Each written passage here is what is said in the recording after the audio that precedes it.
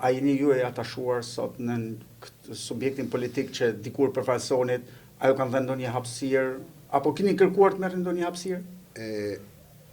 E por nuk kam shput nga aktiviteti politik, nuk mora pjesë në garën e primarëve për vetëm arsye sepse unë nuk jam futur nga ato tipa që Paulin Morku duhet garoj për çdo gjë. Do nuk e mendoj që unë duhet të jem për çdo gjë. Normalisht mos ta mendojmë se ndoshta nuk ju afrohet kjo mundësi Paulin Morkut nga jashtë. Okej, se më thënë konstatimi është normal për ty dhe për këto që ta konstatoj, por primorët ishin të hapur për këto.